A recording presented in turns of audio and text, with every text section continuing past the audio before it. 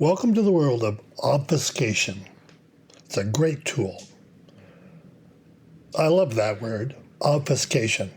Mr. Webster defines it this way: as a transitive verb, to throw into shadow, darken, to make obscure.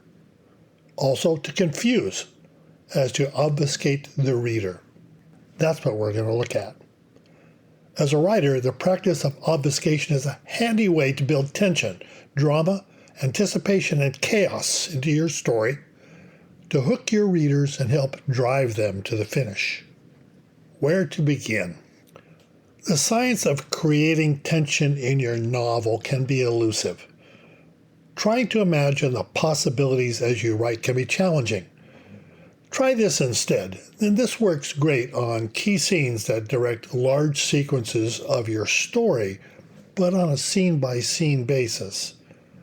First, write out the scene in extreme longhand. Explain every subtle backstory nuance, and add in a relevant good guy, bad guy interaction in detail, excessive detail.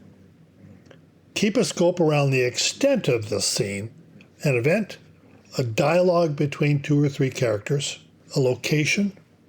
We're not talking about the entire story here, but just a small piece of it. Consider the description of a key character.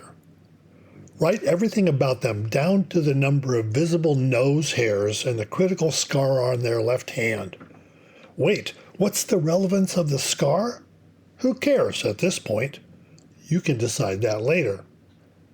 Have a character detail their story arc, how he left the tool shed, crossed the creek, dodged the police car on the road, evaded the guard dog, then made it up to the bad guy's hideaway just as it got dark.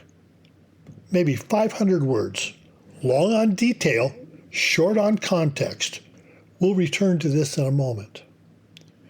In some ways, this emulates an outline, a short burst of one anyway, but write it as if it were going to be the actual pages in the book. Include dialogue. Make it sound real, just verbose. What's next? Put it away for a while. I like to let a scene percolate for a while I approach it with my editor's hat on. Make a copy of it in a secure place in your story tree. You are going to feed off of it, but you want to leave it intact. Here's an example. You write a scene in which the character, an attractive woman, enters a bank. All eyes follow her as she waits in line, then approaches the teller to cash a check. In your narrative, you describe all of her physical characteristics. The sexy way she dresses, her shape, her hair color, her nose, skin tone, race, sex, height, weight, left or right-handed, and has a scar on her left hand. You write out a protracted dialogue about showing her ID, verifying her account information, how much she wants the check for, a lot, and how the teller in the cage next door reacts to her smiling at him. All this is way too much information on the first look, but write it anyway. Now, you need to rewrite this into the scene you want to use, and I'm going to bullet it out. Bullet number 1. The woman teller notices her dress as she walks up. Not what I would wear to a bank. Bullet 2. She asks to cash a check. The teller comments that she has a lovely French accent and says, "I just returned from holiday in France. How long since you've been home?" Subpoint A. You know you are not in France right now, just by the dialogue. Possibly England by the way the teller uses the word holiday instead of vacation. Subpoint B. She must have an accent, otherwise why would the teller assume she was French? Bullet point 3. The woman does not gauge her in conversation. Subpoint. Why? Was there something about being from France that is important to the story? Second subpoint. If not, why go there in the first place? What is she hiding without having to openly ask that? Bullet point 4. How do you wish the bills? In hundreds, she responds, suggesting the check is large, but not stating so directly. Bullet point 5. When she turns to leave and walks away, the teller, put off by the woman's aloofness, comments, "Skinny little bitch." Bullet point 6. The male teller responds, "Yeah, but she's bloody hot." These last two elements illustrate the conflicting effect she has on those around her without you having to explicitly say so. You have pulled a number of things from your character scene, but left most of them obfuscated or obscured from your reader for now. Go back to the original document and add a strike through or change the color to those portions of her description or action you did use, a reminder of what you dragged out. You shouldn't have to repeat them if you write a good new scene. As your character interactions build, decide what additional characteristics from your original writing are important and carefully weave them into the late scenes. Think of the scar on the left hand. Maybe add that to the mix a few chapters later, and the scar becomes the critical clue that unravels the mystery.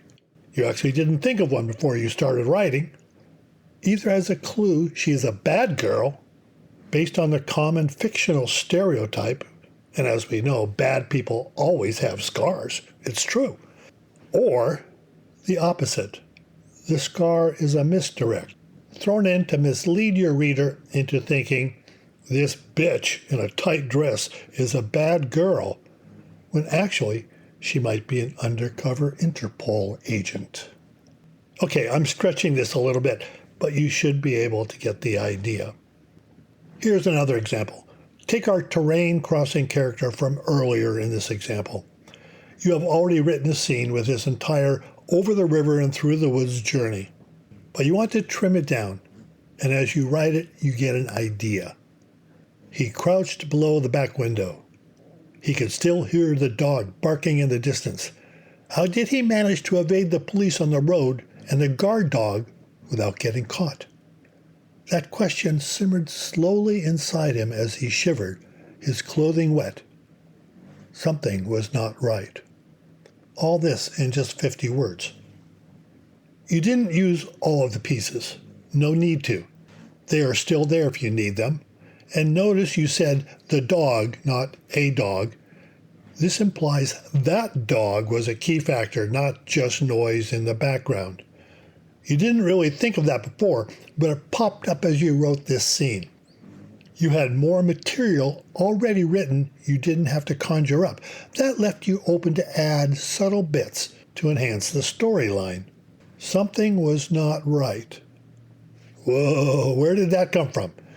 Now you have tension and a whole new direction to take your character. Some parameters here.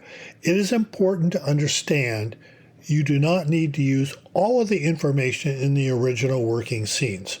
Some of it will be completely irrelevant. But writing the scene out with an overabundance of detail frees you to look for subtleties when you rewrite it. Keep the originals, however. You never know when what you wrote and discarded can be used somewhere else. I'm L.W. Hewitt, and I've gone off-grid.